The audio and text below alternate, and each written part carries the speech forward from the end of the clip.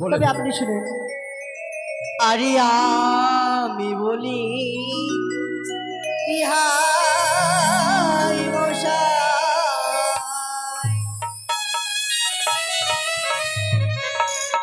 কোন জামতা হইল খায় আরে আ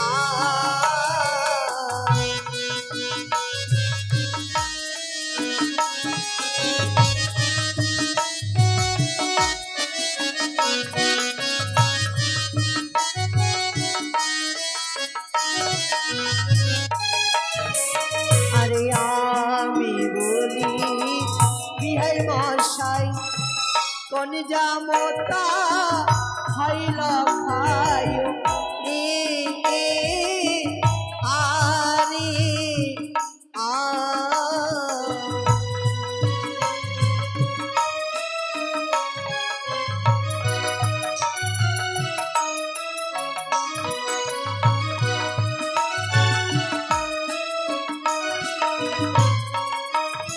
ইয়তি বিক্রি হাইয়ে কারে পরব সাদের চন্দন আরে আ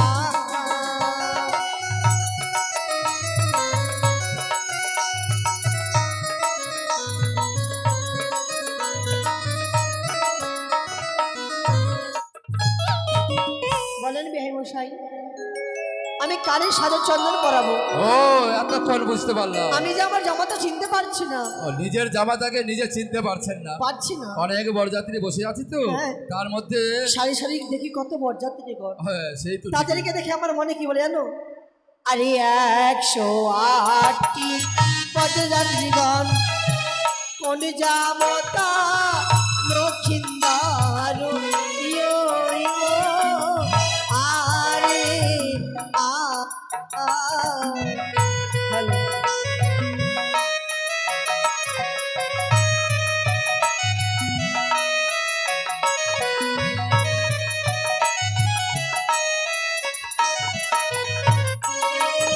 ওকে বিহাইয়ে কারে পরাব সাদের চন্দন আরে আ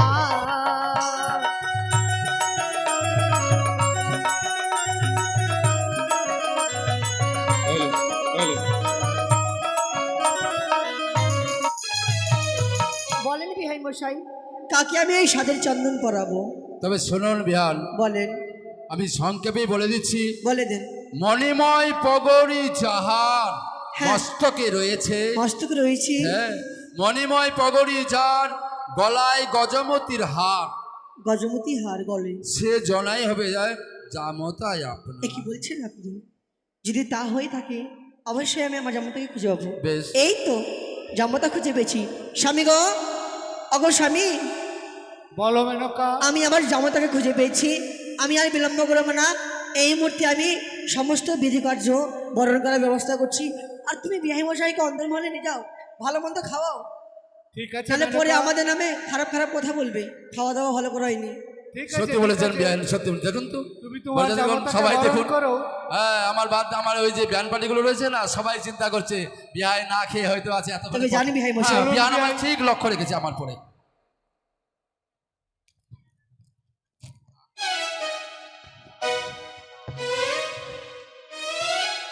অগো মায়েরা, ও জানিনগরের মামাসিরা, আজ আমি আমার জামাতাকে বরণ করতে চলেছি। চাই সবাই মিলে একসঙ্গে সুন্দরতে নুলধ্বনি দিবেন যখন আমি বলবো আপনাদেরকে মা আসেন। এই সুবর্ণ সুযোগে আমি আমার জামাতাকে বরণ করি।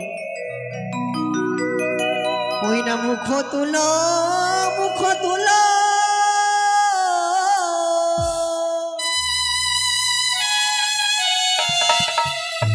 ওই না সাতদল কামলহে, আমি কারি রব সাদে, ওই না চন্দন আহারে কারি চন্দন রে।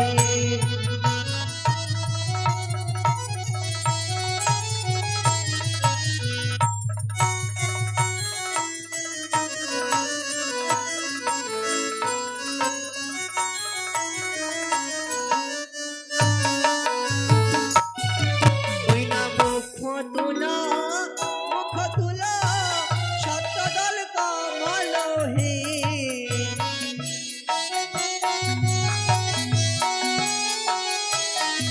ওই না চন্দন দিব,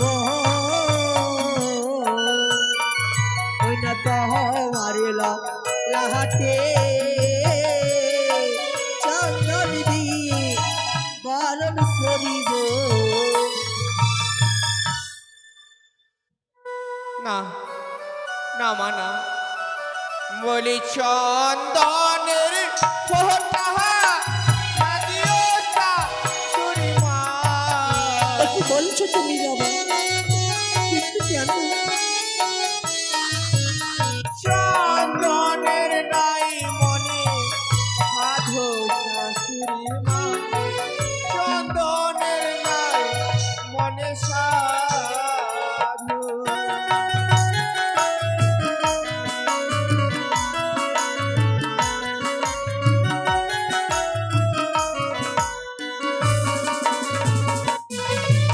বলি চন্দনের ফোঁটা না দিও গো শাশুড়ি মা, চন্দন দিয়ে বরণ হব স্বাদ নেই মনে আমার। এ কি বলছো? কিন্তু এই চন্দনে এমন কি বস্তু রয়েছে যে তুমি এই চন্দন এই চন্দনে কি রয়েছে, এই চন্দনের প্রতি মনে কেন স্বাদ নেই শুনবে গো মা। ওই না চন্দনী আহা নাগতে দাদাকে,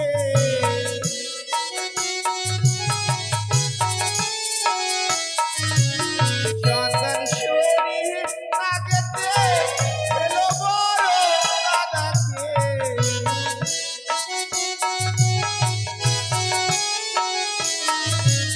চন্দন দেখিলে ভয় লাগে শাশুড়ি মা, চন্দন দেখিলে ভয় লাগে।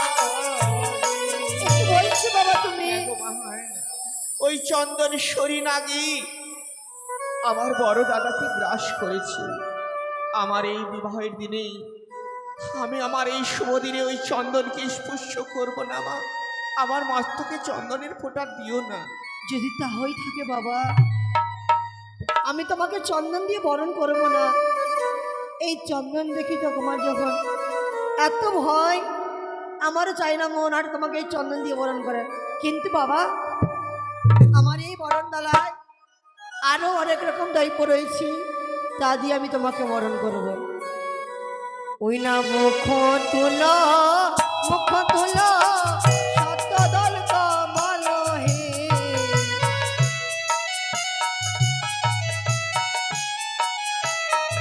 ওই না কাজল দিব,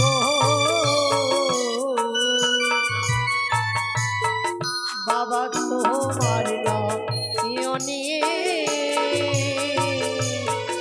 ওই না কাজল দিয়ে বরণ করিব। কাজল নয়নে কাঁদিও গো মাতা। বাবা, কি বলছো তুমি বাবা আমাকে?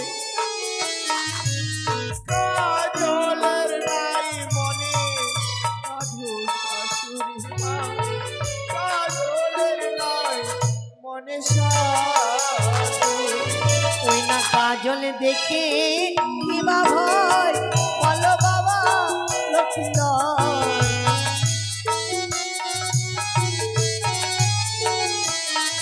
ওই না কাজল দেখিয়া কেন ভয় তুমি পায়, বলো প্রকাশ করিয়া। কাজলিয়া নাগেতে এলো বড় দাদাকে। না, এ কি বলছো তুমি বাবা? কাজল সরি নাগেতে এলো আপন দাদাকে। না,